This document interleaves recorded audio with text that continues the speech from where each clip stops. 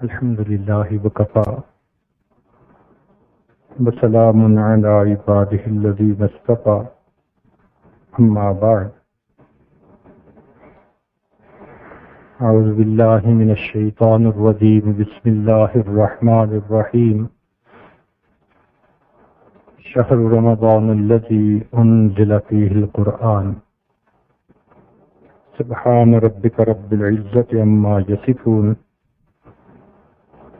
وسلام على المرسلين والحمد لله رب العالمين اللهم صل على سيدنا محمد وعلى آل سيدنا محمد وبارك وسلم اللهم صل على سيدنا محمد وعلى آل سيدنا محمد وبارك وسلم اللهم صل على سيدنا محمد وعلى آل سيدنا محمد وبارك وسلم. رمضان کا لفظ الرمضان اس سے نکلا ہے. اس کا مطلب ہوتا ہے تیزی، شدت، سختی. جیسے کہا گیا رمض یومنا کہ آج بہت تیز گرمی ہے، ای اشتد حر. جب کوئی پرندہ بہت سخت پیاسا ہو تو اس کے لیے عربی زبان میں کہتے ہیں رمض الطائر، کہ پرندے کو سخت پیاس لگی ہے. چنانچہ احادیث میں چاشت کی نماز کے وقت کے بارے میں کہا گیا صلاۃ الاوابین حتی ترمز الفصال، جب اونٹنی کے بچے کے پاؤں جلنے لگتے ہیں. 11 بجے کا وقت، دن میں دھوپ ذرا تیز ہو جاتی ہے تو اس کو چاشت کی نماز یا صلاۃ الضحیٰ کہا گیا. مسلم شریف کی روایت ہے، صحابہ رضی اللہ تعالیٰ عنہم نے ایک مرتبہ ظہر کی بات کہی تو فرماتے ہیں شکونا الی رسول اللہ صلی اللہ علیہ وسلم الصلاۃ فی رمضان. ہم نے ایک مرتبہ شکایت کی کہ ظہر کے وقت بہت گرمی ہوتی ہے. رمضان فعلان کے وزن پر علم جنس ہے. بعض نے کہا کہ باب سمع یسمعون، اس میں رمض یرمز اس سے مصدر ہے، کیونکہ انسان کو اپنے گناہوں کی تپش کی وجہ سے تپش ملنی تھی. اللہ نے اس تپش کو مٹانے کا جو مہینہ بنایا اس کا نام رمضان تجویز فرمایا. روزے کو عربی میں صوم کہتے ہیں. لفظی معنی ہے کسی کام سے رک جانا. جیسے بی بی مریم نے تہیہ کر لیا کہ میں نے قوم سے بات کوئی نہیں کرنی، چپ رہنا ہے. تو اس کے جواب میں انہوں نے کیا کہا؟ انی نذرت للرحمن صوما. اس کے لیے بھی یہی لفظ استعمال ہوا. عربوں میں گھوڑے کو جب تربیت دیتے ہیں تو اس کو کافی دیر بھوکا پیاسا رکھتے ہیں، کیونکہ سفر میں، جنگ میں ممکن ہے وقت پہ چارہ نہ ملے، تو اس کے لیے اس کو تیار ہونا چاہیے. تو جو گھوڑا ایسی کیفیت میں ہو کہ اس کا پانی بھی بند کر دیا جائے، چارہ بھی بند کر دیا جائے، اس کے لیے بھی صوم کا لفظ استعمال ہوتا ہے. اس گھوڑے کو صائم کہتے ہیں. آج کی ہماری زبان میں اگر سیڈ سے سیڈلنگ تیار کر لی جائے کسی خاص انوائرمنٹ میں اور پھر اس کو فیلڈ کے اندر لگانا ہو تو اس کو کہتے ہیں ہارڈن آؤٹ. تو اس کو تھوڑی دیر نکال کے دھوپ پہ رکھ دیتے ہیں، پانی بھی نہیں دیتے. پودا ذرا سخت ہوتا ہے. تو یہ ہارڈن آف کرنا اس کو صائم کہا گیا۔ شرعی اصطلاح میں صوم کہتے ہیں کہ خاص وقت میں خاص چیز سے خاص مقصد کے ساتھ رک جانا۔ چنانچہ حافظ ابن حجر رحمۃ اللہ علیہ نے صوم کی تعریف یہ کی، فرماتے ہیں وفی شرع امساک مخصوص فی زمن مخصوص عن شیء مخصوص بشرائط مخصوصہ۔ چنانچہ ہم رمضان میں دن کے وقت کھانا پینا جماع اس سے پرہیز کرتے ہیں، رک جاتے ہیں، کس نیت کے ساتھ؟ عبادت کی نیت کے ساتھ، اس لیے یہ صوم کہلاتا ہے۔ اگر نیت کچھ اور ہو تو پھر بے شک اگر کوئی بندہ کھانے پینے سے رکا رہے اس کو روزہ دار نہیں کہیں گے۔ کسی صاحب کو وزن گھٹانے کا شوق پیدا ہو جائے اور وزن گھٹانے کی نیت سے وہ کھانا پینا نہ کھائے تو اگر یہ سارا دن نہ کھائے اس کو صائم نہیں کہیں گے، اس میں نیت کا دخل ہے۔ چنانچہ یہ ایک مہینہ ہے جس کی پہلی رات میں اللہ رب العزت جنت کے دروازوں کو کھول دیتے ہیں۔ بعض ملکوں میں ہم نے یہ طریقہ دیکھا کہ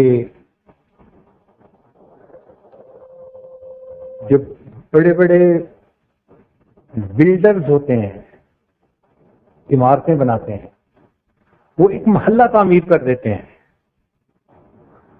اور پھر اس کے بعد ایک دن ایسا آتا ہے کہ جب وہ کسٹمرز کو وہ دکھاتے ہیں تاکہ پھر اس کی بکنگ شروع کر سکیں، تو اس سے پہلے وہ پورے محلے کو اچھا صاف کر کے پریزنٹیبل بنا دیتے ہیں۔ بالکل اسی طرح اللہ رب العزت جنت کے تمام دروازوں کو کھول دیتے ہیں، خوشبوؤں کی دھونی دی جاتی ہے، حتیٰ کہ حوریں فرشتوں سے پوچھتی ہیں کہ کیا نئی بات ہونے والی ہے، تو ان کو بتایا جاتا ہے کہ نبی علیہ الصلوۃ والسلام کی امت پر ایک مہینہ آ گیا ہے جو رحمتوں برکتوں کا مہینہ ہے۔ یوں سمجھیں کہ اس مہینے میں اللہ رب العزت جنت کی بکنگ فرماتے ہیں، ابھی تو کھولا جاتا ہے جنت کے دروازوں کو۔ نبی علیہ الصلوۃ والسلام اس مہینے کا انتظار فرماتے تھے۔ صرف اتنی سی بات اس مہینے کے شخص کے لیے کافی ہے کہ اللہ کے پیارے حبیب صلی اللہ علیہ وسلم انتظار۔ چنانچہ طبرانی شریف کی روایت ہے، انس اللہ عنہ فرماتے ہیں کہ نبی علیہ السلام یہ دعا فرماتے تھے، اللہم بارک لنا فی رجب و شعبان وبلغنا رمضان۔ ہمارے اکابر کے ہاں رمضان شریف کی اتنی اہمیت تھی کہ جب کسی بندے کے فضل و کمال کا تذکرہ کرنا ہوتا تھا تو بتایا جاتا تھا اس نے زندگی کے اتنے رمضان گزارے ہوئے۔ یہ یارڈ سٹک تھی، یہ ایک معیار تھا کہ اس بندے نے کتنے مقامات طے کر لیے ہوں گے جس نے زندگی میں اتنے رمضان گزارے۔ چنانچہ مشہور تابعی ابن الفضل فرماتے ہیں کہ کانوا یدعون اللہ ستۃ اشہر ان یبلغہم رمضان، 6 مہینے دعا کرتے تھے کہ اللہ ہمیں رمضان تک پہنچا دینا، اور جب رمضان گزار لیتے تھے ثم یدعونہ ستۃ اشہر ان یتقبلہ منہ، پھر 6 مہینے دعا کرتے رہتے تھے اللہ رمضان کی ہمارے ان اعمال عبادات کو قبول فرما لے۔ یوں سمجھیں کہ پورا سال ہی اس کی دعا مانگتا، اس لیے کہ رمضان سال کا قلب ہے، جیسے جسم کا قلب سلامت رہے تو جسم سلامت، جس کا رمضان سلامتی کے ساتھ گزر گیا اس کا پورا سال سلامتی کے ساتھ۔ چنانچہ امام ربانی مجدد ثانی رحمۃ اللہ علیہ نے اپنی مکتوبات میں ایک بات لکھی ہے، وہ فرماتے ہیں کہ رمضان آنے والے سال کا ایک چھوٹا سا نمونہ ہوتا ہے چھوٹی اسکیل پر. بڑی بلڈنگ بنانی ہوتی ہے نا، جب لوگوں نے چھوٹا سا ماڈل تیار کرتے ہیں دکھانے کے لیے کہ جی آپ کی بلڈنگ ایسی لگے گی، تو وہ جیسا چھوٹی اسکیل پہ ماڈل ہوتا ہے بڑی اسکیل پہ وہی بلڈنگ ہوتی ہے. بالکل اسی طرح ہم جس چھوٹی سی اسکیل پر یہ رمضان گزاریں گے، اسی اسکیل کے اوپر اسی معیار پر ہمیں باقی سال کے مہینوں کو گزارنے کی توفیق نصیب پڑ جائے. تو اس مہینے کو خوب اہتمام کے ساتھ گزارنے کی ضرورت ہے. ابو سعید خدری رضی اللہ عنہ فرماتے ہیں کہ ان للہ، نبی شام نے فرمایا ان للہ تبارک و تعالی تو تقع فی کل یوم و لیلۃ یعنی فی رمضان، رمضان کے ہر دن میں اور ہر رات میں جہنم سے جہنمیوں کو بری کیا جاتا ہے. ہمارے یہاں بھی دستور ہے، عید کا دن ہو تو جی صدر صاحب نے مجرموں کو عام معافی دے دی. چنانچہ ہم نے دیکھا کہ بہت بڑے بڑے مجرم کئی دفعہ ان کو معافیاں مل جاتی ہیں. بالکل اسی طرح رمضان کے مہینے میں اللہ رب العزت کی خطا کاروں کو، گناہ گاروں کو عام معافی دے. کوئی رحم کی اپیل تو کرے نا، کوئی آ کے ہم سے مانگے تو صحیح نا. تو یہ رمضان کا مہینہ ایسا. اور پھر دوسری بات فرمائی وَإِنَّ لِكُلِّ مُسْلِمٍ فِي كُلِّ يَوْمٍ وَلَيْلَةٍ دَعْوَةٌ مُسْتَجَابَةٌ، ہر مومن مرد ہو یا عورت جس نے بھی روزہ رکھا ہر رات میں اور ہر دن میں اس کی دعا کو اللہ تعالیٰ قبول فرماتے ہیں. اب یہاں یہ ایک نقطہ سمجھے کہ اگر کوئی بندہ آپ کی نظر میں بڑا ولی ہے، بہت اولیاء میں سے ہے، ولایت کے مقام پہ فائز ہے، اور وہ کسی وقت آپ کو کہہ دے کہ جی میرے دل پر الہام ہوا ہے یہ قبولیت دعا کا وقت ہے، دعا کرو، تو آپ کیسے دعا کریں گے؟ بڑے ذوق شوق لجاجت کے ساتھ کہ جی ایک ولی نے کہہ دیا قبولیت دعا کا وقت. ارے ولی کی بات کیا، سید الانبیاء، سید الاولیاء، امام الانبیاء، امام الملائکہ، اللہ کے محبوب حضرت محمد مصطفیٰ احمد مجتبی صلی اللہ علیہ وسلم وہ فرما رہے ہیں کہ سحری میں اور افطاری میں اللہ رب العزت روزہ دار کی دعا کو قبول فرماتے ہیں. تو ہمیں سحری اور افطاری میں کیسے دعا کرنی چاہیے؟ پکی یقین کے ساتھ. ہماری آنکھ کا دیکھنا غلط ہو سکتا ہے، ہمارے آقا کا نکلا ہوا زبان سے لفظ وہ غلط نہیں ہو سکتا. سارا سال شکوے کرتے ہیں، روتے ہیں، عاملوں کے پیچھے بھاگتے ہیں، بیٹی کا رشتہ نہیں ہوتا، بیٹے کو نوکری نہیں ملتی، بات درست نہیں ہوتا، کاروبار نہیں چلتا، اور اس قسم کی ساری باتیں. کیا ضرورت ہے؟ جب اللہ رب العزت نے اس مہینے میں دعا قبول کرنے کا وعدہ فرما لیا اور اللہ کے پیارے حبیب صلی اللہ علیہ وسلم نے خوشخبری عطا فرما دی، سبحان اللہ، مزے ہو گئے ہمارے. لیکن عام طور پر آپ دیکھیں شیطان اس وقت میں بندے کو دعا مانگنے سے غافل کر دیتا ہے.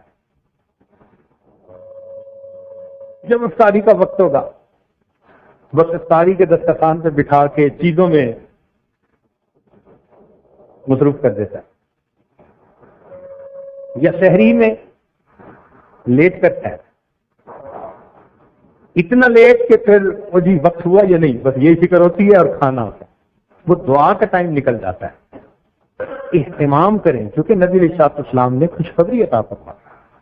اس کی مثال یوں سمجھیں کہ جیسے 30 چیک بک یعنی 30 پیپر کی ایک چیک بک آپ کو دے دی کسی نے،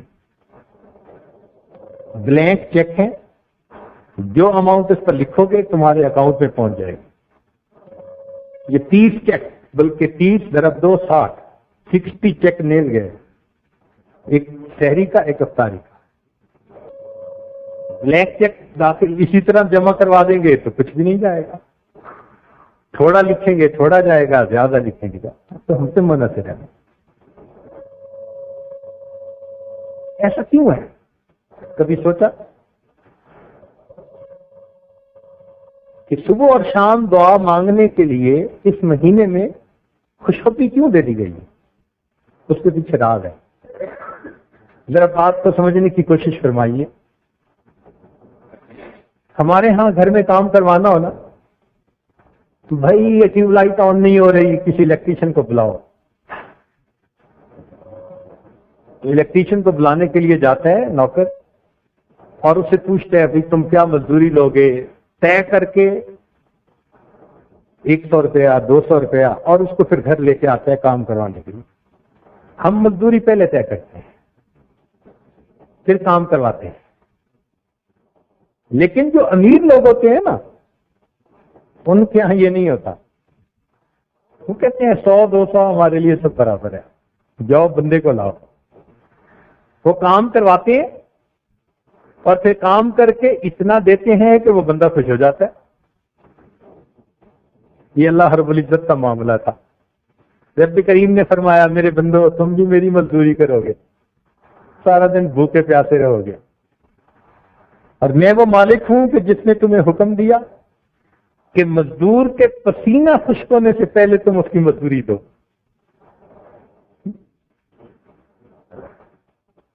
لیکن تم تو مزدوریاں طے کرتے ہو نا, میں طے بھی نہیں کرتا, اور میں پہلے سے بتا دیتا ہوں کہ میں جو کہو گے تمہیں عطا کر دوں.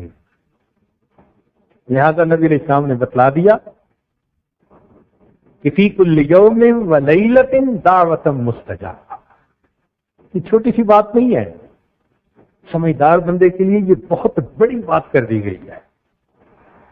رمضان کا مہینہ, اللہ اکبر, ایک دن کا ایک لمحہ بندے کو ولایت کے مقام تک پہنچانے کے لیے کافی ہے. ایک لمحہ.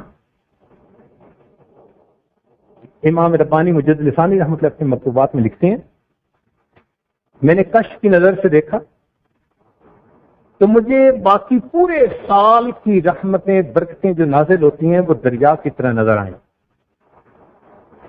اور میں نے رمضان کے مہینے کے نور کو دیکھا, وہ مجھے سمندر کی طرح نظر آیا, کوئی کنارہ ہی نظر نہیں آتا. اللہ رب العزت نے اپنے فضل سے اس مہینے میں آج ہمیں وقت گزارنے کی توفیق عطا فرمائی. چنانچہ نبی علیہ السلام نے اہتمام فرمایا, شعبان کے آخری دن صحابہ کو اکٹھا کر کے ان کو سمجھایا ان هذا الشهر قد حضركم وفيه ليلة خير من 1000 شهر. یہ جو مہینہ آیا ہے اس میں ایک رات ہے جو 1000 مہینوں کی عبادتوں سے بہتر ہے. فرمایا فقد حرم من حرمها فقد حرم الخير كله ولا يحرم خيرها الا محروم. جو اس مہینے کی برکات سے محروم ہوا ہر خیر سے محروم ہوا, اور اس سے محروم نہیں ہوتا مگر وہی جو محروم شقی یا بدبخت ہوا کرتا ہے. اس لیے ہمیں چاہیے کہ ہم اہتمام کے ساتھ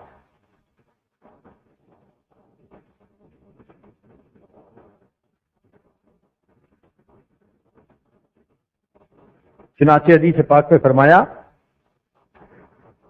کہ یہ ایک مہینہ ہے فینزل الرحمہ, اس میں رحمت کا نزول ہوتا ہے.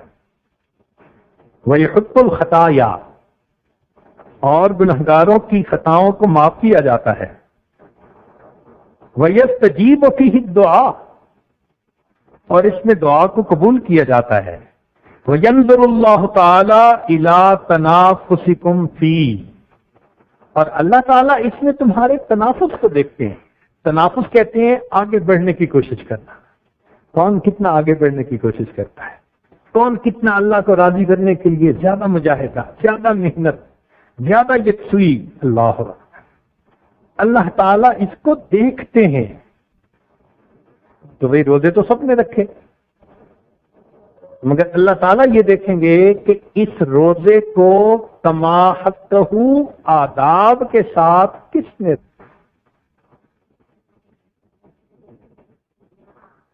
تو ہم کوشش کریں کہ جو دن زندگی کے ہیں ان دنوں میں صحیح آداب کے ساتھ یہ وقت گزارنے کی کوشش کریں. چنانچہ نبی علیہ السلام نے ارشاد فرمایا الصوم نصف الصبر، روزہ آدھا صبر ہے. اور ایک حدیث پاک میں فرمایا کہ الصبر نصف الایمان،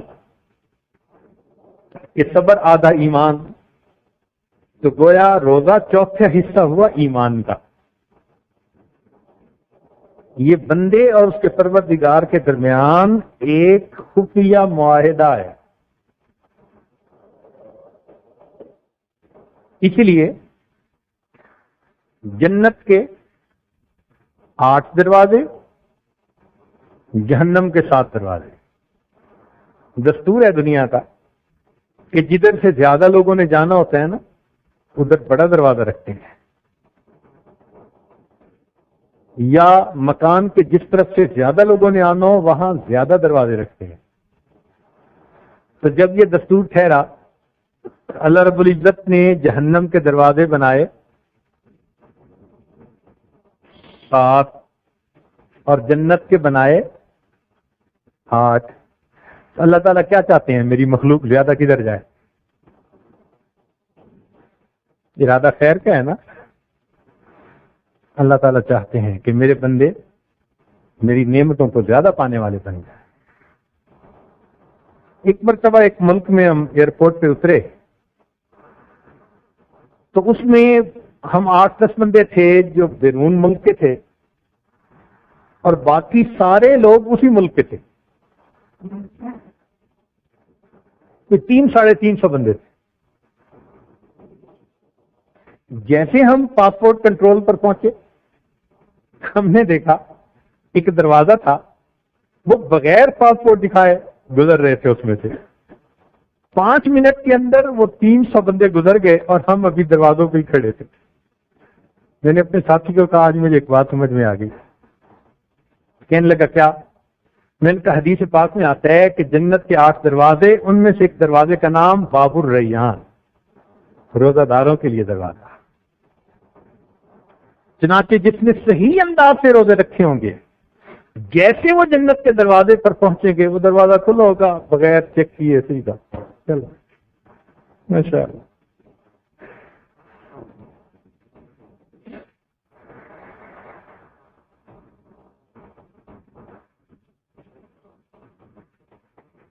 چنانچہ روزہ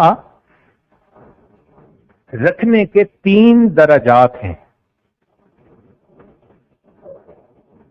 ابن جوزی رحمۃ اللہ فرماتے ہیں کہ الصوم ثلاثۃ، روزے 3 طرح کے ہیں. صوم الروحی، روح کا روزہ، وہو قصر العمل، اور یہ ہے اپنی امیدوں کو مختصر کرنا.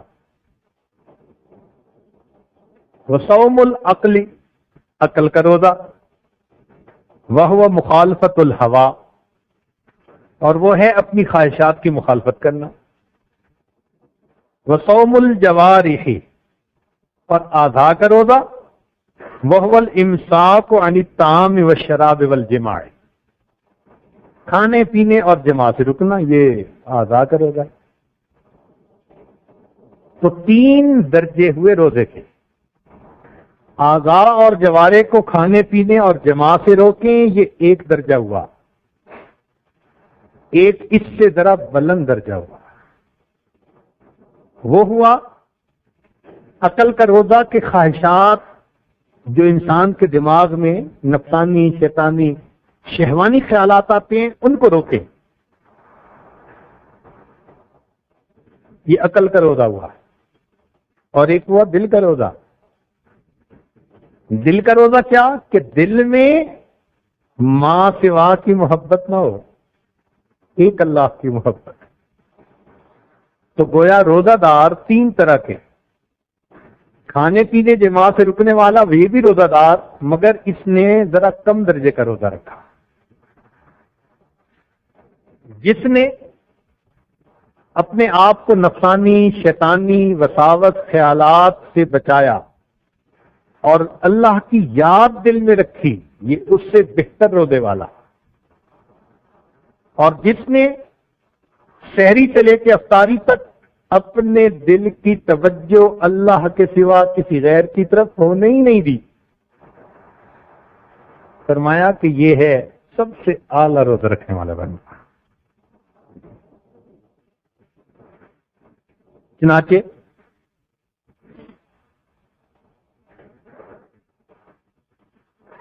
فرماتے ہیں فمن امسک عن المفطرات فنہایت صومہ اذا حجم اللیل، جس بندے نے آزاد جوارے کا روزہ رکھا، جب رات آ گئی اس کا روزہ ختم۔ ومن امسک عن الاغیار، اور جس نے ماں سوا کی محبت سے روزہ رکھا، مخلوق کی نفسانی شیطانی شہوانی محبت ان سے روزہ رکھا۔ ومن امسک عن الاغیار فنہایت صومہ ان یشہد الحق، اس کے روزے کا افطار اس وقت ہے جب اس کو اپنے رب کا دیدار نصیب ہوگا۔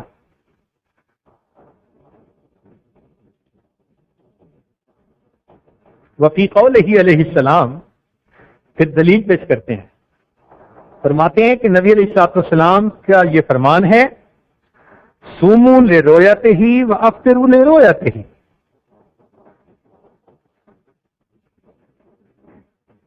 عام معنی تو یہی ہے کہ بھئی چاند دیکھو روزہ رکھو، رمضان شروع کر دو، اور چاند دیکھو تو پھر عید کا دن شروع۔ وہ فرماتے ہیں نہیں، اس کا معنی اور بھی ہے، فرماتے ہیں صوموا لرؤیتہ، یہاں لام تعلیلیہ بنے گا علت کے لیے، کہ روزہ رکھو اللہ کے دیدار کے لیے۔ لرؤیتہ کا معنی کیا بنے گا؟ اللہ کے دیدار کے لیے۔ وَأَفْطِرُوا لِرُؤْيَتِهِ، اس میں جو لام ہوگا یہ با کے معنی میں ہوگا کہ تم پھر افطار کرو گے بِرُؤْيَتِهِ، اللہ کے دیدار کے ساتھ۔ چنانچہ اصل روزہ تو یہ ہوا نا۔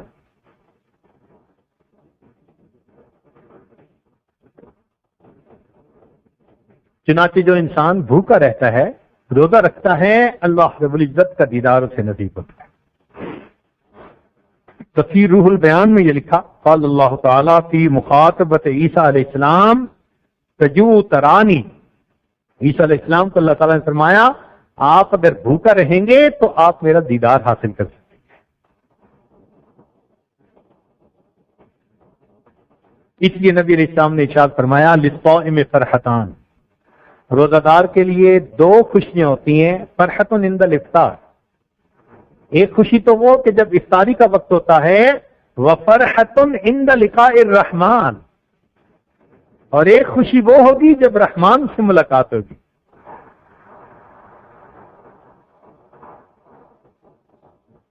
چنانچہ روح البیان میں ایک حدیث پاک کو نقل کیا گیا کہ نبی علیہ الصلوۃ والسلام نے ارشاد فرمایا من حافظ علی ثلاث فهو ولی اللہ حقا، جس نے تین چیزوں کی محافظت کی پکا اللہ کا ولی۔ ومن ضیعہن فهو عدو اللہ حقا، اور جس نے ان تین چیزوں کو ضائع کیا وہ اللہ کا پکا دشمن۔ فرماتے ہیں الصلاۃ، ایک نماز، دوسرا والصوم، اور تیسرا وغسل الجنابہ، غسل جنابت، ان تین چیزوں کے بارے میں۔ اور اسی تفسیر روح البیان میں ہی ہے وفی بعض الخبر ان الجنان یشتقن الی اربعۃ نفر، فرماتے ہیں کہ جنتیں چار بندوں کی مشتاق ہوتی ہیں، ان کی ملاقات کا انتظار کرتی ہیں۔ کون سے چار بندے؟ الصائم رمضان، رمضان کا روزہ رکھنے والا، وتالی القرآن، قرآن کی تلاوت کرنے والا، وحافظ اللسان، اپنی زبان کی حفاظت کرنے والا، ومطعم الجیران، اور اپنے پڑوسی کو کھانا کھلانے والا۔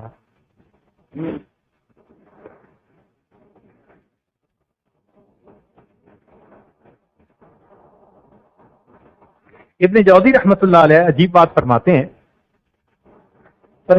کہ جس نے رمضان کا روزہ صحیح آداب کے ساتھ رکھا، من صام رمضان فی انصات وسکون وکف سمعہ وبصرہ ولسانہ ویدہ وجوارحہ عن الحرام والکذب والغیبۃ والاذی، جس نے روزہ اس طرح سے رکھا کہ اس نے اپنے اعضاء سے کوئی بھی گناہ نہ کیا، فرماتے ہیں کہ قیامت کا دن ہوگا، ایک طرب من اللہ تعالی یوم القیامت، وہ قیامت کے دن اللہ تعالیٰ کے اتنا قریب ہوگا، حتی تمس رکبتہ رکبت ابراہیم علیہ السلام، حتیٰ کہ اس کے یہ گھٹنے ابراہیم علیہ السلام کے گھٹنوں کے ساتھ آ کر ملیں گے، اتنا قریب ہو جائے گا۔ جس نے رمضان کو صحیح گزارا، اتنا ابراہیم علیہ السلام کے وہ قریب ہو جائے گا۔ اور ابن جوزی رحمۃ اللہ علیہ، حالانکہ یہ سخت آدمی ہے حدیث کے معاملے میں، فرماتے ہیں کہ قال علیہ الصلوۃ والسلام، نبی علیہ الصلوۃ والسلام نے ارشاد فرمایا، لو یعلم الناس ما لهم فی شہر رمضان، اگر لوگوں کو پتہ چل جائے کہ ان کو رمضان کے مہینے میں کیا ملتا ہے،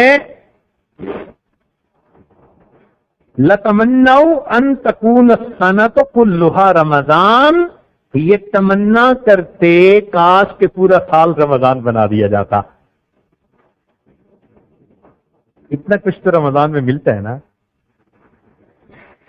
چنانچہ وہ شعر لکھتے ہیں، یجاز الصائمون اذا استقاموا بدار الخلد والحور الملاحی، کہ جزا دی جائے گی، صلہ دیا جائے گا روزے داروں کو اگر وہ استقامت کے ساتھ روزہ رکھیں، جنت میں گھر کا، اور حور الملاحی، یہ ملیح سے ہے، جیسے نبی علیہ السلام نے فرمایا کہ میرا بھائی یوسف صدیق تھے وانا ملیح، ہم کہتے ہیں جس کو نمکین چہرہ۔ نمکین چہرہ کا مطلب ہوتا ہے کہ بندہ دیکھے تو نظر ہٹانے کو جی نہ کرے، بار بار دیکھے۔ وبالغفران من رب عظیم وبالملک الکبیر بلا براحی، فیا احبابنا اجتہدوا وجدوا لہذا الشہر من قبل الرواحی، اے دوستو خوب جد و جہد کرو، محنت کرو اس سے پہلے کہ یہ مہینہ ہم سے جدا ہو جائے۔ عسى الرحمن ان يمحو ذنوبی ویغفر ذلتی قبل اقتضاحی، قریب ہے کہ رحمان ہمارے گناہوں کو معاف کر دے اور بخش دے ہماری لغزشوں کو، اس سے پہلے کہ ہماری قیامت کے دن فضیحت ہو جائے۔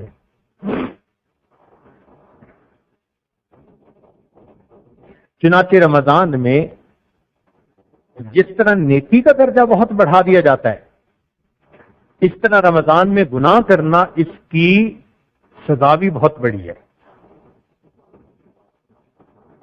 ابن جوزی رحمۃ اللہ فرماتے ہیں، قال علیہ الصلوۃ والسلام، من سرق فی رمضان، جس نے رمضان میں چوری کی، او زنا یا زنا کیا، او غصب یا غصب کیا، اور انتہک حراما یا حدود توڑ دی اللہ کی، او شرب خمرا یا شراب پی، او تعدی ظلما یا کسی پر ظلم کیا، لم یتقبل اللہ منہ صرفا ولا عدلا، اللہ تعالیٰ اس کے نہ فرض قبول کرے گا نہ نفل قبول کرے گا، ولعنہ، اور اللہ اس پر لعنت فرماتے ہیں، ہوا وملائکتہ، وہ اور اس کے ملائکہ، الی مثلہ من الحول، اگلا رمضان آنے تک، پورا سال اللہ کے فرشتے اس پر لعنت فرماتے ہیں۔ اس لیے رمضان میں گناہ کرنا بہت زیادہ قبیح ہے۔ یہ مہینہ اللہ کا قرب حاصل کرنے کا، اس مہینے میں بھی انسان اللہ سے غافل ہو تو پھر تو انسان بہت بڑی خیر سے محروم ہو گیا۔ اس لیے ہمیں چاہیے کہ ہم رمضان کے اس مہینے کی اہمیت کو پہچانیں اور اپنے رب کو اس میں منانے کی پوری کوشش کریں۔ یہ روزے پہلوں پر بھی فرض کیے گئے تھے، مگر نصارہ پر 30 روزے فرض تھے۔ وکیل کہا گیا ان النصارى فرض علیہم صیام شہر رمضان فی الانجیل، کہ ان پر انجیل میں رمضان کے مہینے کے روزے فرض کیے گئے تھے۔ فکانوا یصومون شہرا، وہ ایک مہینہ کے روزے رکھتے تھے۔ فمرض ملک من ملوکہم، ان کے بادشاہوں میں سے ایک بادشاہ بیمار ہو گیا۔ فجعل علیہم ان افاق ان یزیدوا فیہ 10 ایام، کہنے لگے اگر اس کو صحت ہو گئی تو ہم 10 دن اور روزے رکھیں گے، 30 کے 40 بنا لیے۔ اب سوال یہ پیدا ہوتا ہے کہ رمضان کے 30 روزے آخر کیوں رکھے گئے؟ تو فرماتے ہیں کہ فإن قیل لما فرض رمضان 30 یوما، رمضان کے 30 روزے کیوں فرض کیے گئے؟ جواب میں فرماتے ہیں انہ قیل ان الوقوف علی الصراط 30 سنۃ، قیامت کے دن پل صراط پر 30 سال کے لیے بندے کھڑے ہوں گے، وقوف ہوگا۔ فَإِذَا صُمْتَ 30 يَوْمًا أَعَانَكَ اللَّهُ فِي الْمَوْقِفِ بِالْعَافِيَةِ وَالسَّلَامَةِ، تو 30 دنوں کے بدلے اللہ 30 سال کا وہ جو وقوف پل صراط پر ہوگا اس کو آسانی کے ساتھ گزار دیں گے۔ فرماتے ہیں مثل هذا الشهر كمثل رسول ارسله سلطان الى قوم، اس مہینے کی مثال ایسی ہے جیسے ایک بادشاہ اپنا نمائندہ کسی قوم کی طرف بھیجے، اگر وہ قوم اس نمائندے کا اکرام کرے، اس کی بات مانے، تو نمائندہ جب آ کر رپورٹ دیتا ہے تو بادشاہ کو وہ قوم اچھی لگتی ہے، خوشی ہوتی ہے۔ اور اگر وہ غلط رپورٹ دے کہ جی ان لوگوں نے میری بے اکرامی کی، توجہ ہی نہیں کی، بات ہی نہیں سنی، تو بادشاہ کو پھر غصہ آتا ہے اس کے اوپر۔ اسی طرح رمضان کا مہینہ جتنے اچھے انداز سے رمضان گزارا، قیامت کے دن رمضان اس کی شفاعت کرے گا۔ کیا مطلب؟ کہ جب رمضان اپنی رپورٹ پیش کرے گا تو اس کی رپورٹ کو سن کر اللہ رب العزت اس بندے سے محبت فرمائے گا، اور جو کہے گا کہ اس کو تو فرق ہی کوئی نہیں پڑا تھا، اس کا تو معمول وہی تھا جو پہلے تھا، پرواہ نہیں تھی اس کو، تو پھر اللہ رب العزت کو اس سے ناراضگی ہوگی۔ چنانچہ یہ مہینہ علوم و معارف کے حصول کا بھی ذریعہ بنتا ہے، اس لیے کہ بندے کا پیٹ کافی وقت خالی رہتا ہے۔ یہ جو بھوک ہے نا، اس کے فوائد بھی بہت ہیں۔ تصوف و سلوک میں تو جتنی منازل ہیں ان کے طے ہونے میں اس بھوک کو بنیادی درجہ حاصل ہے، اسی لیے قلت طعام مستقل ایک پوائنٹ ہے۔ بلکہ یحییٰ بن معاذ رحمت اللہ علیہ فرمایا کرتے تھے کہ لو کان الجوع یباع فی السوق، اگر بھوک بازار کے اندر بک رہی ہوتی، لکان المرید محقوقا اذا دخل السوق ان لا یشتری شیئا غیرہ، تو مرید سالک کو چاہیے تھا کہ اگر وہ بازار میں داخل ہوتا تو بھوک کے سوا کوئی چیز نہ خریدتا۔ اتنے اس کے فوائد ہیں۔ ایک بزرگ بھوک کے فوائد گنوا رہے تھے، کسی نے کہا حضرت یہ بھوک بھی کوئی فائدے کی چیز ہے؟ فرمان لگے ہاں، اگر فرعون کو بھوک آتی تو وہ کبھی انا ربکم الاعلی کا دعویٰ اپنی زبان سے نہ نکالتا، اس نے خدائی کا دعویٰ اسی لیے کیا کہ اس کو بھوک کا پتہ نہیں تھا، پیٹ بھرا ہوا تھا۔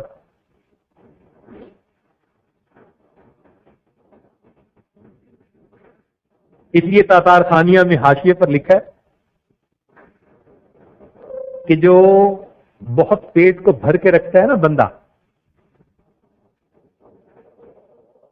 اس پر کسی کی نصیحت کا اثر نہیں ہوتا،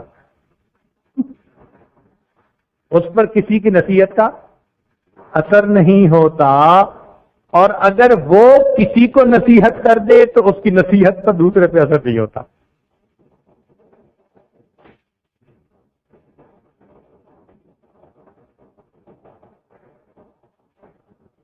اس مہینے میں چونکہ مومن روزہ رکھتا ہے، اس لیے حدیث پاک کے مطابق پانی میں مچھلیاں، ہوا میں پرندے، دلوں میں چیونٹیاں، سب اس کے لیے مغفرت اور بخشش کی دعائیں کرتے ہیں. فرماتے ہیں قیل الشہور الاثنا عشر کمثل اولاد یعقوب علیہ الصلوۃ والسلام، مہینے 12 ہیں جیسے یعقوب علیہ الصلوۃ والسلام کے 12 بیٹے تھے. حضرت یوسف علیہ السلام نے خواب دیکھا تھا نا، انی رأیت 11 کوكبا، تو 11 کوكب ہو گئے اور 12ویں یہ خود ہو گئے، تو 12 بیٹے ان کے. تو فرماتے ہیں کہ شہر کے پورے سال کے مہینے بھی 12 ہوتے ہیں.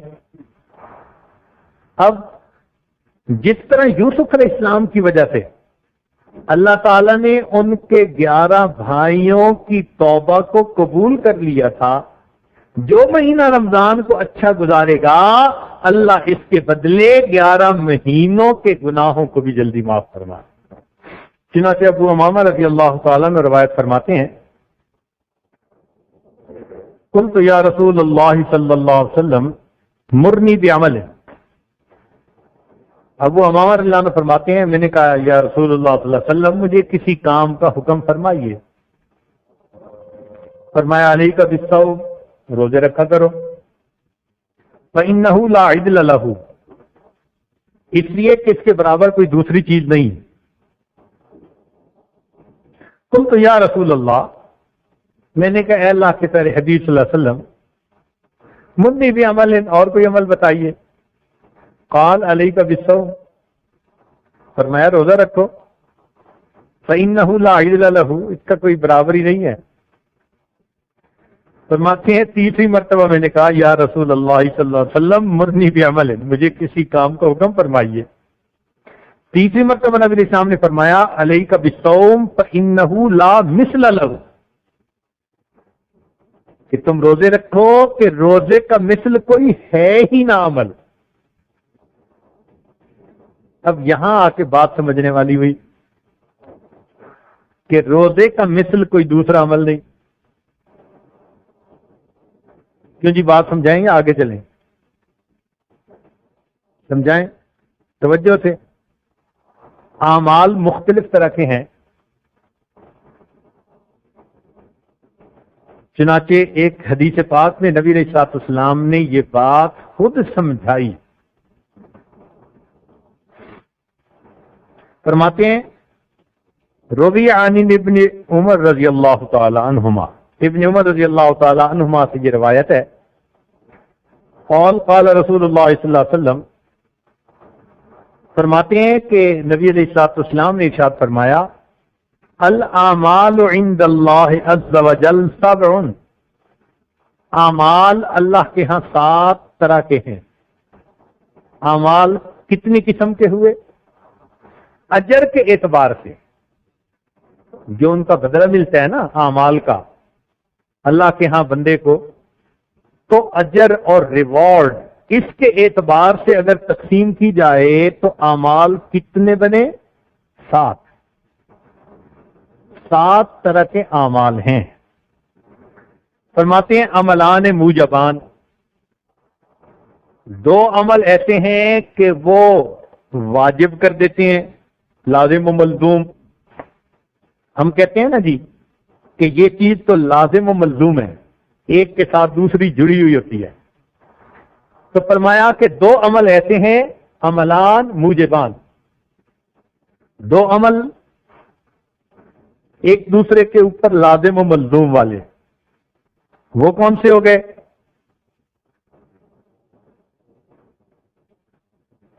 فرماتے ہیں فَأَمَّا الْمُوجِبَانِ فَمَنْ لَقِيَ اللَّهُ يَعْبُدُهُ مُخْلِصًا لَا يُشْرِكُ بِهِ شَيْئًا وَجَبَتْ لَهُ الْجَنَّةُ. ایک عمل کہ جو اللہ سے اس حال میں ملا کہ اللہ کے سوا کسی کی عبادت نہیں کرتا تھا یعنی شرک سے بچتا تھا، اس بندے پر جنت واجب ہو گئی. تو یہ لازم ملزوم چیز ہو گئی. اور دوسرا جو بندہ اس حال میں اللہ سے ملا کے شرک کرتا تھا، وجبت لہ النار، اس آدمی پر جہنم واجب ہو گئی. تو توحید اور شرک یہ عملان، دو عمل ایسے ہیں کہ موجبان ہیں. توحید کے ساتھ جنت لازم اور شرک کے ساتھ جہنم لازم. دو عمل تو یہ ہو گئے. اور فرماتے ہیں کہ عملان بامثالہما، دو عمل ایسے ہیں کہ ان کو ان کا مثل ملتا ہے.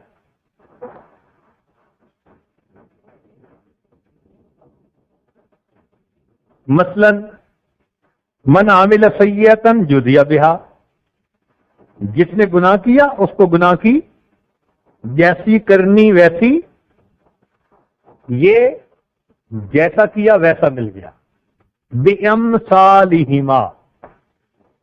اور دوسرا ومن اراد ان یعمل حسنۃ فلم یعملها جزی مثلها، جس نے نیکی کا ارادہ کیا اگرچہ کر نہ سکا، ایک نیکی اس کو بھی مل گئی. تو یہ دو عمل جن کو مثل مل جاتا ہے. تو عمل چار طرح کے ہو گئے نا. یہاں دو تھے عملان موجبان جو واجب لازم والے تھے، توحید کے ساتھ جنت واجب اور شرک کے ساتھ جہنم واجب. پھر عملان بامثالہما کہ ان کے مثل ملتا ہے. گناہ کیا جتنا کیا اتنی سزا ملی، نیکی کا ارادہ کیا اگر کر نہیں سکا تو بھی ایک اس کو عمل کا اجر نیکی مل گئی.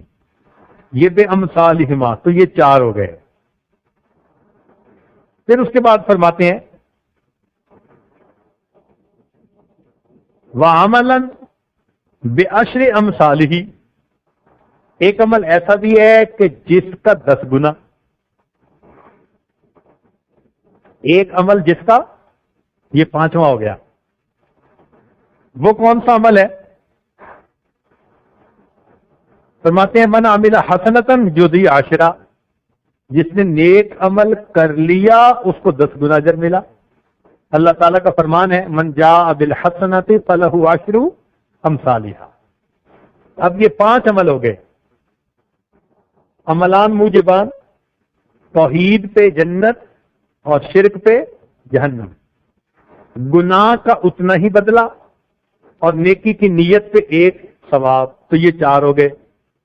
5واں عمل جس کا 10 گنا ملتا ہے کہ اگر نیکی کا کام کرو تو اللہ تعالیٰ اس کا 10 گنا اجر عطا فرماتے ہیں. پھر اس کے بعد 6واں عمل آ گیا. فرماتے ہیں وعمل ب700، ایک عمل ایسا ہے کہ اس کا اجر 700 گنا. واہ، یہ کیا چیز ہے؟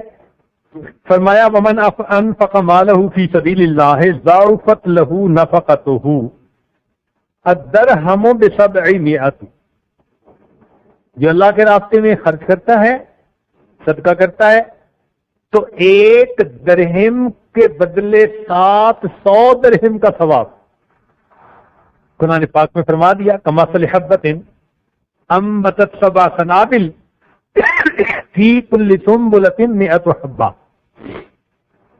ایک دانہ تھا، 7 شاخیں، اور پھر ہر شاخ پر جو سٹی تھی اس سٹی کے اندر 100 دانے. تو ایک کے کتنے بن گئے؟ 700. اب یہ 6 عمل ہو گئے. 2 عمل موجبان، توحید پہ جنت واجب، شرک پہ جہنم واجب. 2 بامثالہما، گناہ جتنا کرے گا سزا ملے گی، نیکی کی نیت بھی کر لے گا تو ایک نیکی کا ثواب. 5واں اگر نیکی کا عمل کر لیا تو 10 گنا بڑا میں اجر ملا. 6واں اگر اللہ کے راستے میں 1 درہم خرچ کیا تو 700 درہم کا ثواب ملا. تو یہ 6 عمل ہو گئے. نبی علیہ السلام فرماتے ہیں کہ 7واں عمل وعمل ایسا عمل ہے لا یعلم ثواب عاملہ الا اللہ، کہ اس عمل کے کرنے والے کے ثواب کو اللہ کے سوا کوئی نہیں جانتا۔ چنانچہ یہ کون سا عمل ہے؟ فرمایا والصیام للہ عز وجل لا یعلم ثواب عاملہ الا اللہ عز وجل، رواہ الطبرانی فی الاوسط والبیہقی۔ سبحان اللہ۔ تو یہ روزہ کیسا عمل ہوا کہ اس کے ثواب کو اللہ کے سوا کوئی جانتا ہی نہیں، اللہ ہی جانتا ہے۔ اور یہ ذہن میں رکھیں کہ بڑوں کی دین بڑی ہوا کرتی ہے۔ کوئی آدمی اس عاجز سے آ کے کہے کہ جی مجھے ضرورت ہے، تو ہو سکتا ہے میں اس کو اپنی طرف سے 5-10 روپے دے دوں۔ کسی امیر بندے کے پاس چلا جائے تو وہ 2-4 ہزار دے دے گا، کسی اور وزیر کے پاس چلا جائے تو وہ اس کو ہو سکتا ہے 50,000 دے دے، کسی اور ملک کے بڑے کے پاس چلا جائے تو وہ ہو سکتا ہے اس کو 5-4 لاکھ دے دے، اور عرب ملک کے کسی بادشاہ کے پاس چلے جاؤ تو ملین میں باتیں ہوتی ہیں وہاں۔ تو معلوم کہ جتنا رتبہ بڑھتا جا رہا ہے اتنی عطا بھی۔ تو کیا خیال ہے کہ جب رب کریم عطا فرمانے والے ہوں گے، لہو مقالید السماوات والارض، آسمان اور زمین کے خزانوں کی کنیاں جس کے ہاتھ میں ہے، اس کی دین بھی تو پھر اس کی شان کے برابر ہوگی۔ اس لیے اس کا ثواب بندہ کوئی نہیں جانتا۔ اس لیے ہمیں چاہیے کہ ہم اس رمضان کا خوب اکرام کریں، گناہوں سے اپنے آپ کو بچائیں اور نیکی میں اپنے آپ کو لگائیں۔ اگر ہم اکرام کریں گے تو اس پر اجر ملے گا، اور اگر اکرام نہ کریں گے تو پھر اس کی سزا بھی بہت زیادہ۔ چنانچہ نزہۃ المجالس میں واقعہ لکھا ہے، رمضان کا احترام کرنا۔ فرماتے ہیں رعا مجوسی ابنہ یاکل فی رمضان بحضرت المسلمین، ایک مجوسی نے اپنے بیٹے کو دیکھا کہ مسلمانوں کے سامنے رمضان میں کھا رہا ہے کوئی چیز، فضربہ، اس کو غصہ آیا، اس نے اپنے بیٹے کے تھپڑ لگا دیا، وقال لم لم تحفظ حرمت المسلمین فی رمضان، تو نے کیوں مسلمانوں کے اس رمضان کے مہینے کی حرمت کا خیال نہ رکھا؟ مجوسی بیٹے کو تھپڑ مارا کہ تو نے رمضان کے کیوں نہ ادب کا خیال رکھا۔ فمات فی ذلک الاسبوع، وہ مجوسی اس ہفتے میں فوت ہو گیا۔ فرآہ عالم البلد فی المنام، اس کو شہر کے ایک عالم نے خواب میں دیکھا، وہو فی الجنہ، وہ جنت میں تھا۔ فقال، اس نے کہا الست کنت مجوسیا، کہ تو مجوسی نہیں تھا؟ قال بلا، اس نے کہا ولکن لما حضرت وفاتی، لیکن جب میری موت کا وقت آیا، ادرکنی اللہ بالاسلام لاحترامی شہر رمضان، اللہ نے موت کے وقت رمضان کا احترام کرنے کی وجہ سے مجھے کلمے پہ موت عطا فرما۔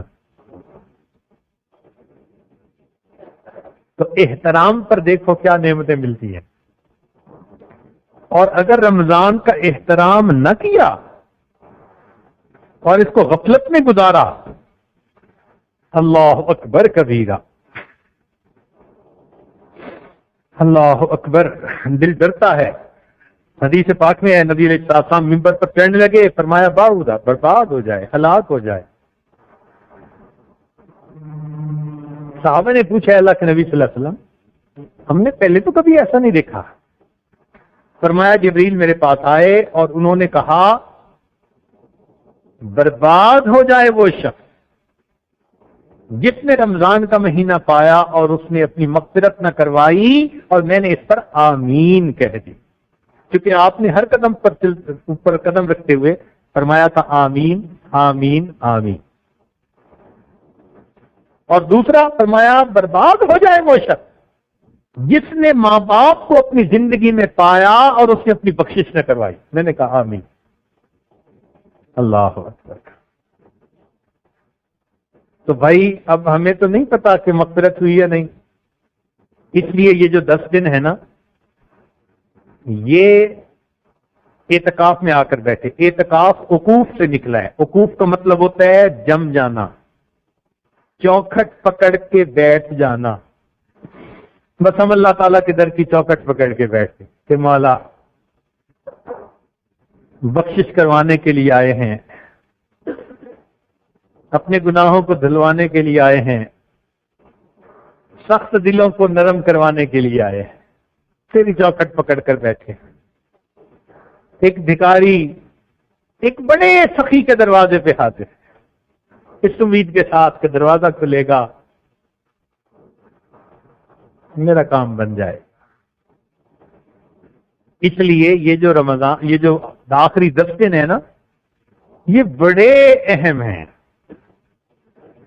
حدیث پاک میں آتے ہیں من اخلص اللہ 40 یوما، جس نے 40 دن اخلاص کے ساتھ عبادت کے ساتھ گزارے، اللہ تعالیٰ اسے ایسا نور دیتا ہے کہ اس کے قلب سے حکمت کے چشمے پھوٹتے ہیں. یہیں سے ہمارے اکابر نے چلہ نکالا. جو چلہ لگاتے ہیں نا، وہ کوئی اپنی طرف سے نئی نکالی ہوئی چیز نہیں ہے، احادیث سے اس کا ثبوت ملتا ہے. یہ جو حدیث مبارکہ پڑھی، اس میں نبی علیہ السلام نے یہ فرمایا من اخلص اللہ 40 یوما، جس نے 40 دن گزارے. چنانچہ علماء نے لکھا کہ رمضان میں 40 دن پورے ہو جاتے ہیں. اب آپ سوچیں گے رمضان میں 40 دن کیسے، یہ تو 30 دن کا. انہوں نے فرمایا دیکھو بھائی، 20 دن رمضان اور 10 دن جو اعتکاف ہے نا، وہ دن الگ اور رات الگ. تو دن الگ اور رات الگ، تو 20 یہ ہو گئے. بھائی اوور ٹائم بھی تو لگتا ہے نا بندے کا. فیکٹریوں میں ہم نے دیکھا، اپنی ڈیوٹی 8 گھنٹے پوری کر دینا اور کام ابھی شفٹوں میں باقی ہو تو پھر دگنی پے پہ اس بندے کو روک لیتے ہیں، دگنی تنخواہ دیتے ہیں. 1 گھنٹہ کام کر کے 2 گھنٹے کا اجر پاتا ہے. سبحان اللہ. یہ اعتکاف والوں کی راتیں بھی اسی طرح، ماشاء اللہ. تو 20 یہ اور 20 وہ، تو 40 ہو گئے. چنانچہ اگر رمضان کے یہ ایام اچھے انداز سے گزارے، اللہ وہ نور عطا فرمائے گا کہ انسان کے قلب سے حکمت کے چشمے پھوٹیں گے.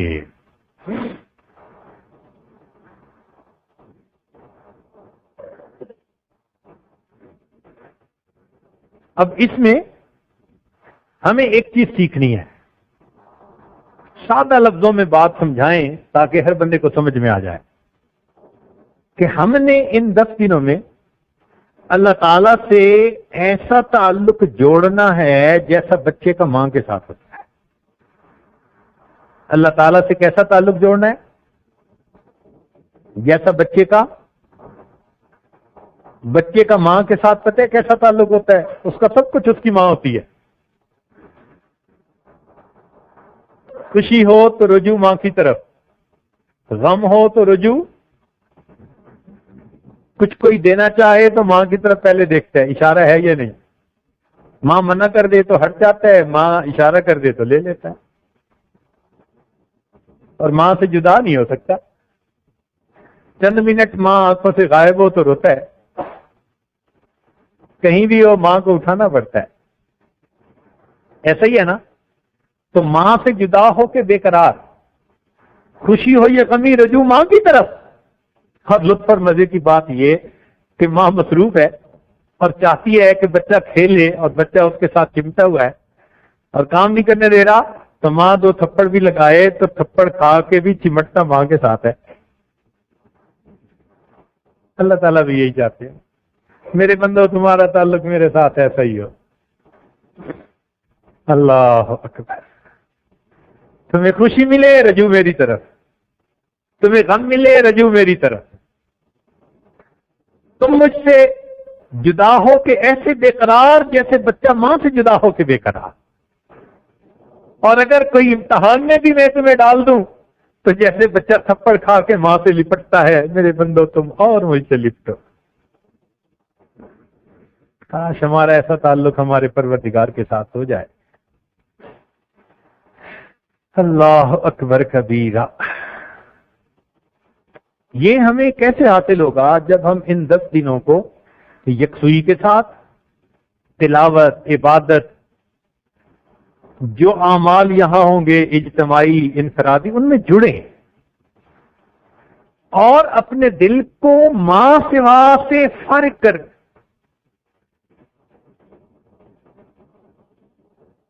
بالخصوص باہر کی دنیا سے رابطہ منقطع کر دیں. آج کے دور میں ایک مصیبت آ گئی ہے جو دیکھنے میں چھوٹی سی ہے لیکن اس کا فتنہ بڑا موٹا ہے. بلکہ میں اپنے دوستوں کو کہتا ہوں کہ انسانوں کی تاریخ میں شیطان کو کبھی اتنا فساد مچانے والا اسلحہ نہیں ملا تھا جتنا اب ملا ہے، اور اس کا نام ہے سیل فون. یہ چھوٹا سا ہوتا ہے، بڑی مصیبت ہے. اوہو، مسجد میں اعتکاف میں بھی یہ آپ کو چین سے نہیں بیٹھنے دے گا شیطان. اس کی وجہ سے فون آئیں گے، آپ فون کریں گے، میسیجز ہوں گے، اور اعتکاف میں ہیں اور ابھی رابطہ ٹوٹ نہیں رہا. تو جب رابطہ نہیں ٹوٹے گا تو ادھر رابطہ جڑے گا کیسے بھائی؟ تبتل کیسے حاصل ہوگا؟ اس لیے اس سیل فون کو ضرورت کے لیے استعمال کریں، جائز. ضرورت سے زیادہ اگر استعمال کریں گے تو نقصان دہ ہوگا. یہ بہت نقصان کی چیز ہے، مجبوراً رکھنی پڑتی ہے. گھر میں چھری رکھتے ہیں مگر احتیاط ہوتی ہے ہمیشہ. استعمال بھی کرتے ہیں تو احتیاط کے ساتھ، پکڑاتے بھی ہیں تو احتیاط کے ساتھ. یہ سیل فون اس قسم کی چیز ہے، بہت نقصان دہ چیز ہے. تو اس سے اس دوران اپنے آپ کو بچائیں. یہ نہ ہو کہ مسجد میں بیٹھے ہیں اور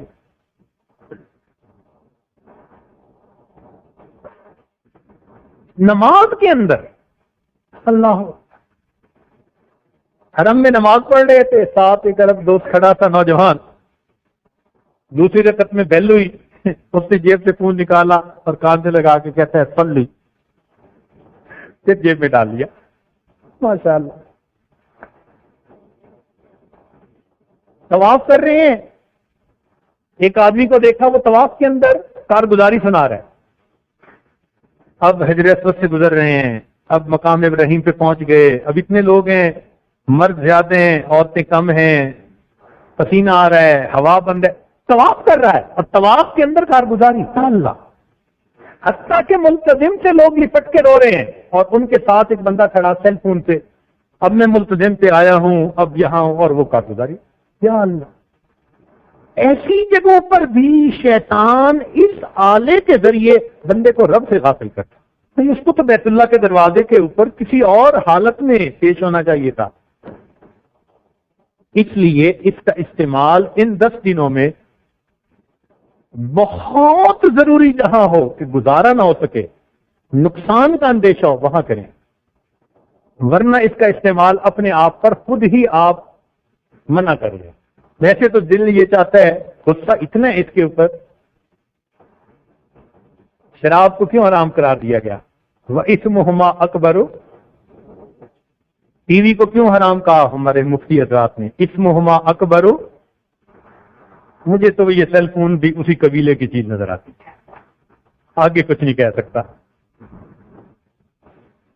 تو ان 10 دنوں میں اس کے فتنے سے بچیں.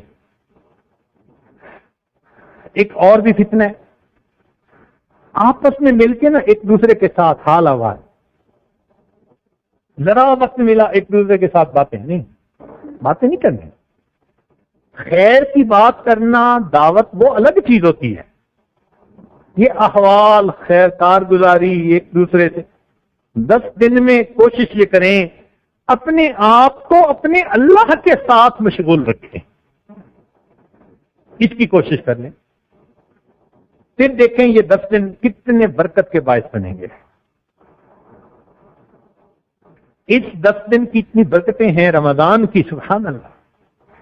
حضرت علی رضی اللہ عنہ فرمایا کرتے تھے اگر اللہ رب العزت نے امت محمدیہ کو عذاب دینا ہوتا تو اس امت کو سورہ اخلاص اور رمضان کی نعمت عطا نہ فرماتے۔ اللہ،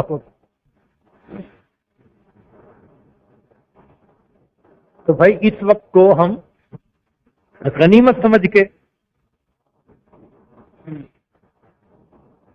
ایسا نہ ہو کہ ہم غفلت میں وقت گزار بیٹھیں، وقت تو گزر جائے گا۔ اور یہ رمضان کا مہینہ تو مجھے ایسے لگتا ہے جیسے ہاتھ میں مچھلی پکڑی ہو نا کسی نے اور ہاتھ سے وہ نکل جائے۔ لڑکپن میں ایک دفعہ یہ واقعہ پیش آیا تھا، ہم ایک جگہ گئے تھے تو کچھ لوگ فشنگ کر رہے تھے، انہوں نے ایک بڑی ساری مچھلی پکڑی، جب دیکھا کہ ایک گیسٹ مہمان بھی آیا ہوا ہے تو انہوں نے، میرے بڑے بھائی تھے ان کو دکھائی، بھائی نے مجھے پکڑا دی۔ اب عمر تو چھوٹی تھی، کوئی 7ویں 8ویں کلاس کا بچہ تھا، وہ زندہ مچھلی تھی، ابھی تازہ پکڑی گئی تھی اور دریا کے کنارے ہی کھڑے تھے، انہوں نے میرے ہاتھ میں پکڑائی، جیسے میں نے ہاتھ میں لی وہ جو ہلی اور سیدھا پانی میں ہاتھ سے ہی نکل گئی۔ وہ مجھے تو ہر دفعہ رمضان ایسے ہی نظر آتا ہے، ہر دفعہ انتظار میں ہوتے ہیں رمضان آئے گا، یہ کریں گے یہ کریں گے، اور پتہ چلتا ہے کہ آج 20 دن گزر گئے، اب 10 دن رہ گئے، اب یہ 10 دن گزرنے کا بھی پتہ نہیں چل رہا۔ یہ ایسی چیز ہے، نکل جاتا ہے ہاتھوں سے۔ اس لیے اس وقت کے ایک ایک منٹ کی قدر کریں، دن ہو یا رات ہو برابر ہے، بلکہ آخری عشرے کی راتیں اور زیادہ اہمیت کی حامل ہیں۔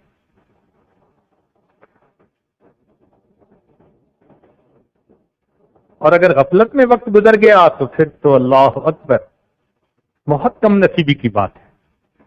اللہ اکبر، ایک حدیث پاک ہے،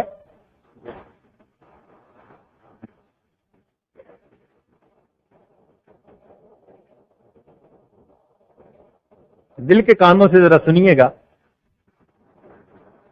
روی عن النبی صلی اللہ علیہ وسلم انہ قال بمنا، نبی علیہ الصلوۃ والسلام سے روایت ہے اور آپ منا میں تھے جب آپ نے یہ بات فرمائی،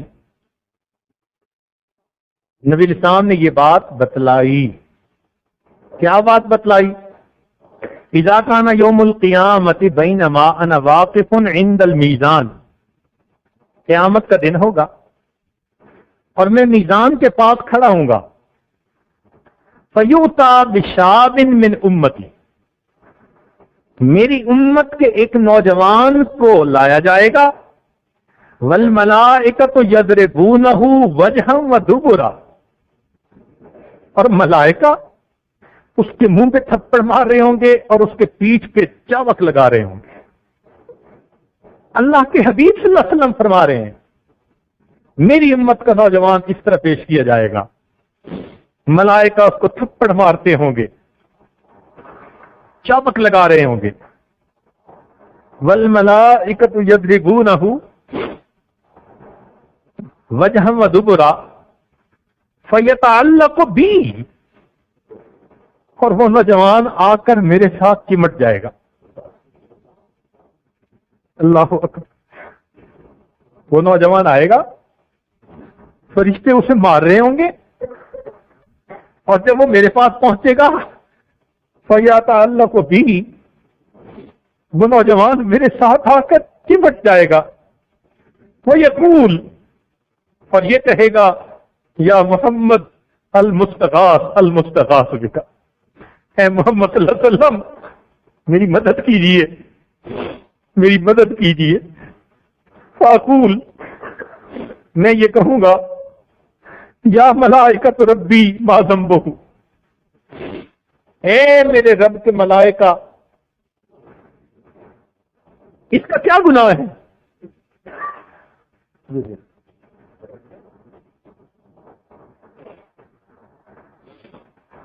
یا ملائکۃ ربی ما ذنبہ، اے میرے رب کے ملائکہ اس کا کیا گناہ ہے؟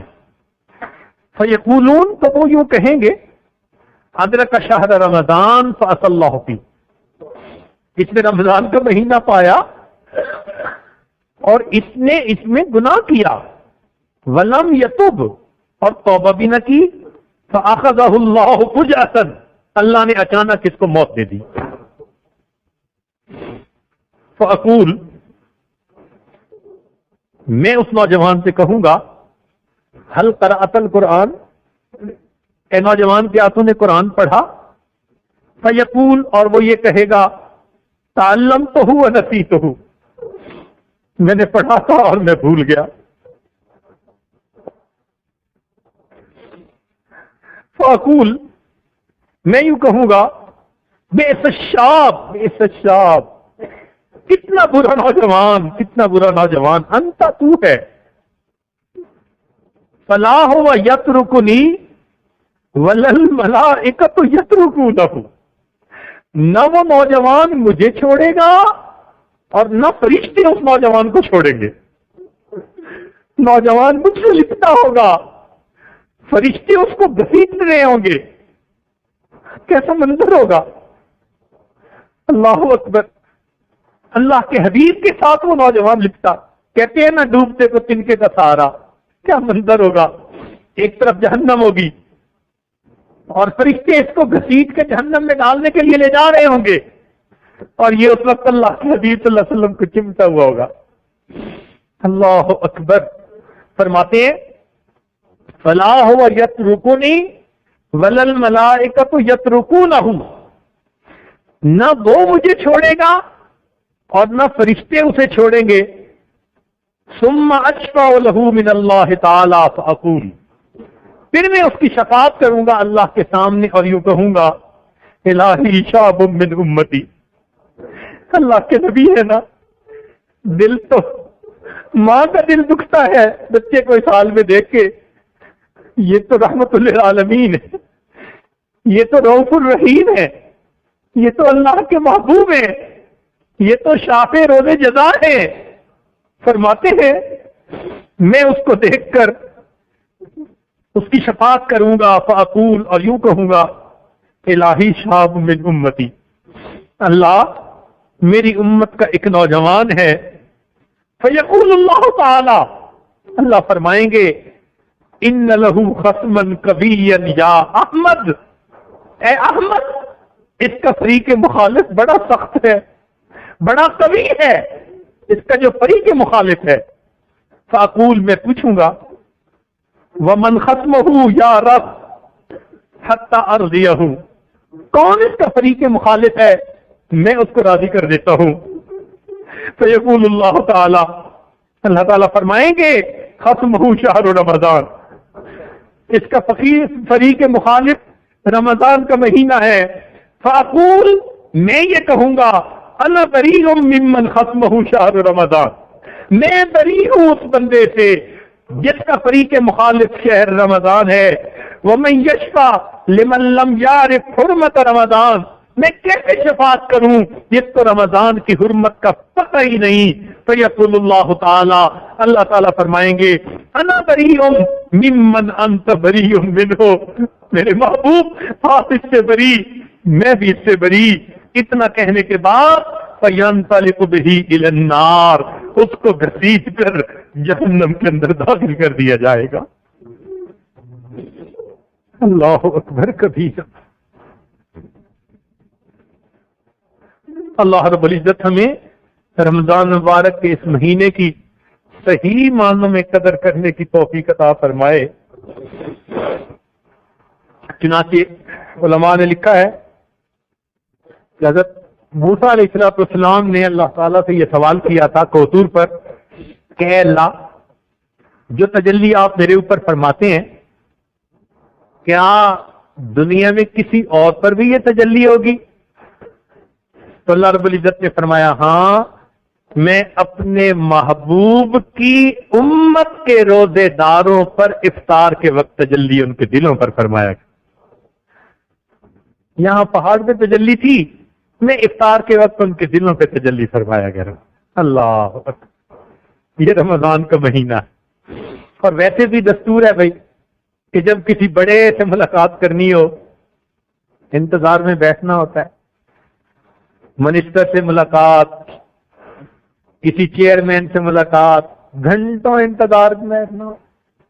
یہ جو اعتکاف ہے نا, اللہ نے آپ کو انتظار گاہ میں بلا لیا. آ جاؤ میرے بندو, 10 دن میرا انتظار کر لو. تم جو دل میں تمنائیں رکھتے ہو میں پروردگار تمہاری تمناؤں کو پورا کر دوں گا. ماں اپنے بچے کو جب اچھا لباس پہنانا ہوتا ہے نا تو نہلاتی ہے, غسل دیتی ہے, جسم کی میل اتار دیتی ہے. اللہ تعالیٰ نے بھی رمضان کا مہینہ ایسا ہی بنایا کہ اس میں روزوں کے ذریعے اللہ تعالیٰ دلوں کی میل اتار دیتے ہیں, پھر اسے اپنے قرب کی پوشاک عطا فرما لے. بس ہم اس میں اللہ سے اللہ ہی کو مانگے, میرے اللہ ہمیں اپنے بندوں میں شامل فرما لیں. دن رات ماہ و سال سے آگے نہیں گئے, دن رات ماہ و سال سے آگے نہیں گئے, ہم بھی تیرے خیال سے آگے نہیں گئے. دن رات ماہ و سال سے آگے نہیں گئے, ہم بھی تیرے خیال سے آگے نہیں گئے. دنیا نے تجھ سے مانگا ہر روز کچھ نیا, ایک ہم تیرے سوال سے. اللہ آپ سے آپ ہی کو مانگتے ہیں. دنیا نے تجھ سے مانگا ہر روز کچھ نیا, ایک ہم تیرے سوال سے. بس آپ کو مانگنے آئے ہیں. اے اللہ ہم پر رحمت کی نظر فرما دیجیے اور ہمیں اپنے مقبول بندوں میں شامل فرمائیے. وآخر دعوانا الحمدللہ.